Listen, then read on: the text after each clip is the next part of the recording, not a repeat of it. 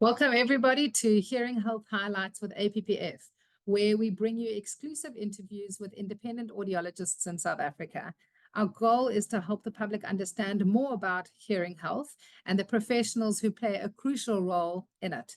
So today, I have the pleasure of speaking to Melanie Naude, who is from, and I would have called it PE, but now I have to call it GQ. So welcome to Melanie today, and thank you so much for joining us. Thank you, Cora. It's a tremendous privilege to be speaking on this platform. I appreciate you hosting me today. I'm going to start off. Melanie, I met you in Innsbruck in Austria many moons ago, actually. I think it was before we had babies and everything.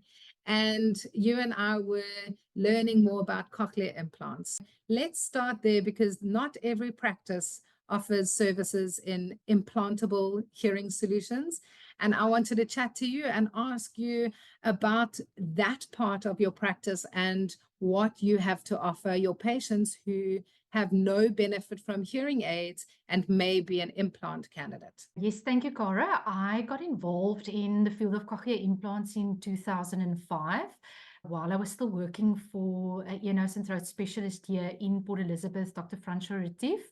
And we saw the need for having a cochlear implant unit based in the Eastern Cape, as most of our patients had to travel to then the only implant unit in South Africa, which was Tygerberg Hospital. And I think Pretoria opened or Johannesburg opened as well. So our patients were left with the choice going to one of those units. And often they had to be away from home long periods of time initially and also for their follow-up visits. So I did my training in 2005 at Tygerberg Hospital and afterwards got training with the different companies. And I think it's, for me, probably the most rewarding part of my work, working with patients that have reached the end of their road with conventional hearing aids that need a different solution. And often the public is not aware of the fact that there is actually a light at the end of the tunnel for these patients that no longer benefit from hearing aid, where they can be helped with an implantable device like cochlear implants. So I feel privileged working with these patients and walking the journey of better hearing with them. It truly is one of the most rewarding parts of audiology, and I can feel your passion that you have for it. Melanie, do you work with pediatrics as well as adults for cochlear implants? So my practice equipment is set up in such a way that I deal with children from age 3.5 and older. So yes, we can help smaller children, but if the child's younger than that, we would prefer to one of our colleagues in the city that have the equipment to test these small kids and also help the smaller children.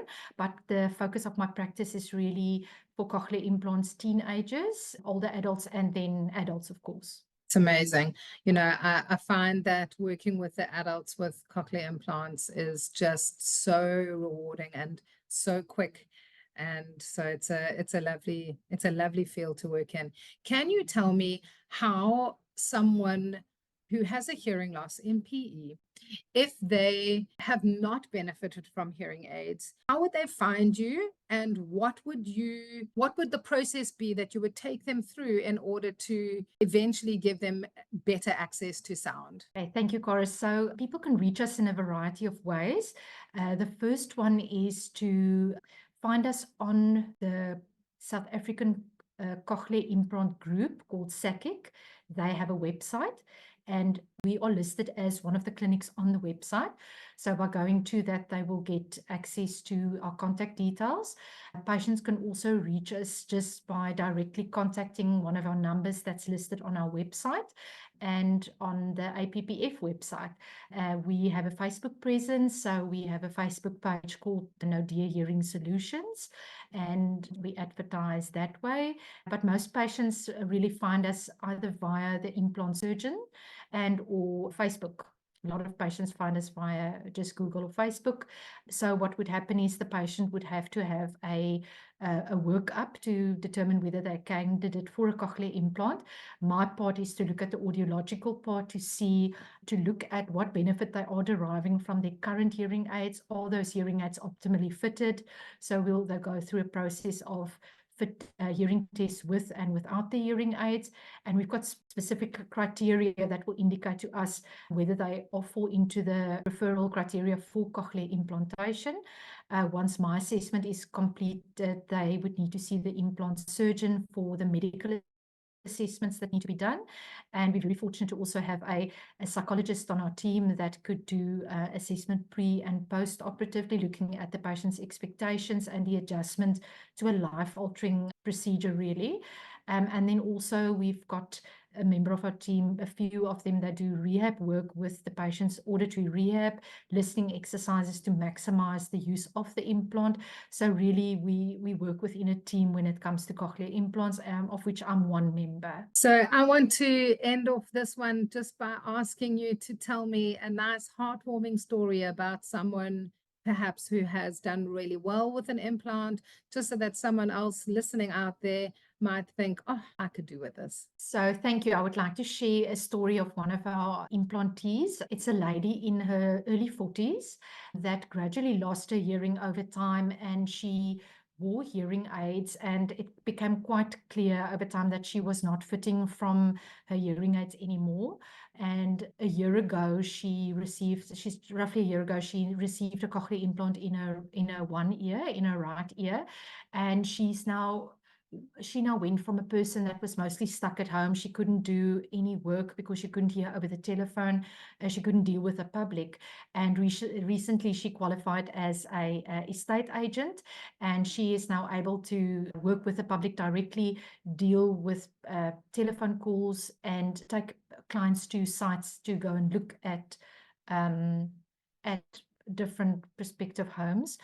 She was able to complete her certification via online training, which means that she probably got a lot of good hearing just attending things via Skype and online meetings.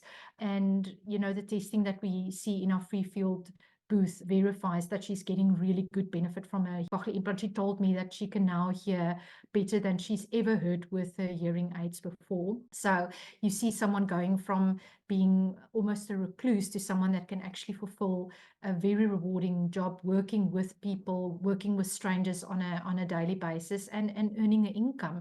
And it's really going to change the rest of her destiny going forward. Amazing. It really is so heartwarming. And I think there is a lot of fear around taking that step to go and speak to someone for an implant. But also, if you are seeing an audiologist that hasn't got additional licensing or is maybe not experienced in cochlear implant, we notice also that fellow audiologists are a little bit nervous to refer. So if you are an audiologist and you're not sure, then you're welcome to reach out to any of the colleagues on APPF to find out if your patients are candidates.